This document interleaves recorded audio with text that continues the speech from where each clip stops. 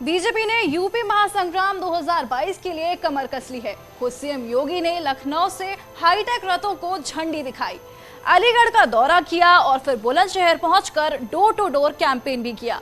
इस मौके पर उन्होंने पिछली सरकारों के काम से तुलना करते हुए जमकर निशाना साधा।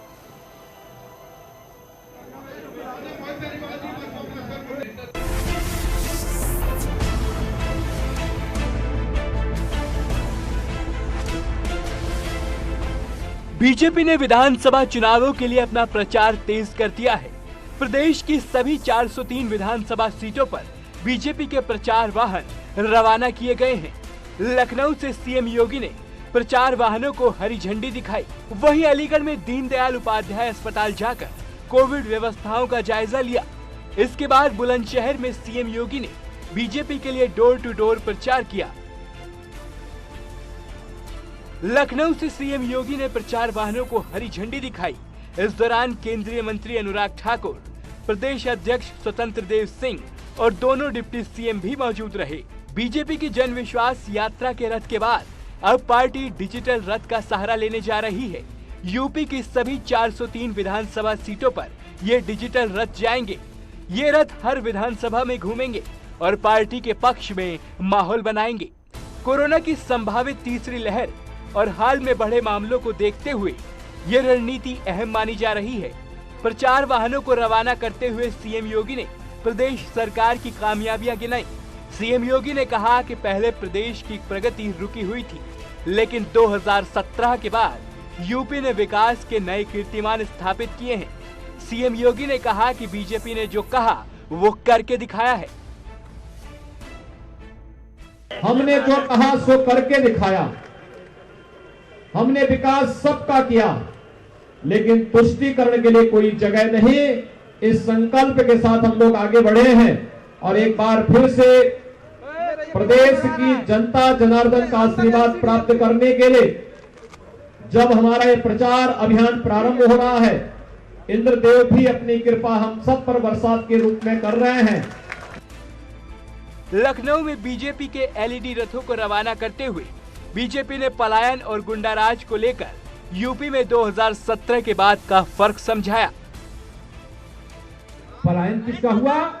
उत्तर प्रदेश से तो दंगाइयों का। पलायन किसका हुआ?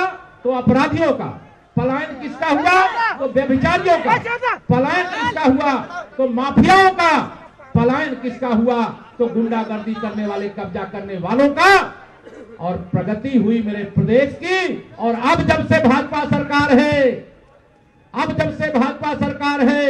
अब पलायन करवाने वालों का पलायन हो रहा है। कोई भी अब उत्तर प्रदेश में किसी दुकान से, किसी व्यापारी से कोई वसूली नहीं कर सकता, गुंडाई नहीं कर सकता है। गुंडागर्दी समाप्त करने का काम किया हूं। और मित्रों, ऐसे भ्रष्ट और बेईमानों के प्रॉपर्टी पर बुलडोजर चलाने वाली पहली उत्तर प्रदेश की सरकार कोई है, तारण योगी सरकार है। मित्रों, जनता को भारतीय जनता पार्टी की उपलब्धियां जन जन तक पहुंचाने के लिए, मोदी योगी सरकार की उपलब्धियां पहुंचाने के लिए काम कर रहे हैं। और 5 कार्यकर्ताओं ने 5 अलग अलग विषयों को लेकर यहाँ पर प्लेकार्ड भी पकड़े थे, जहां हमने कहा है बिना भेदभाव, बिना भ्रष्टाचार दिया रोजगार, वहीं पे गरीब के घर द्वार मुफ्त में पहुंचाया ration. Deputy CM Dinesh Sharma ने आगरा में बीजेपी के प्रचार अभियान की शुरुआत की। दिनेश शर्मा ने आगरा के कई इलाकों में जनसंपर्क भी किया। डोर टू डोर प्रचार के जरिए डिप्टी सीएम ने लोगों को सरकार की योजनाओं की जानकारी दी। साथ ही बीजेपी उम्मीदवारों के समर्थन में वोट मांगे।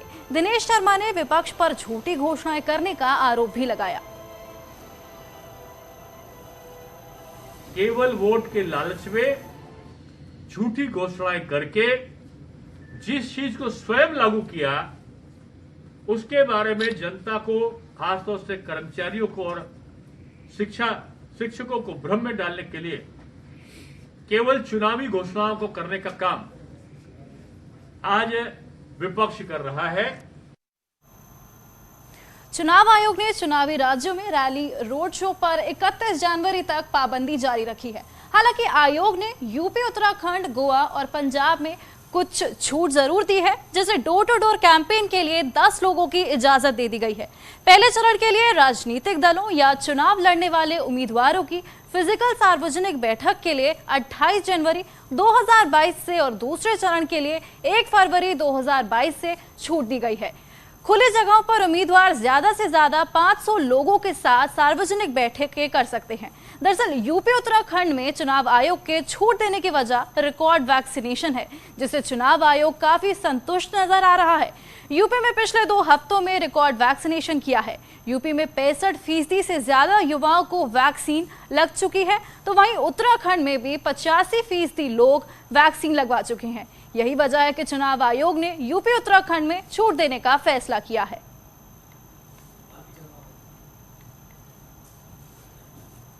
वक्त एक छोटे से ब्रेक का, जल्द हाजिर होंगे।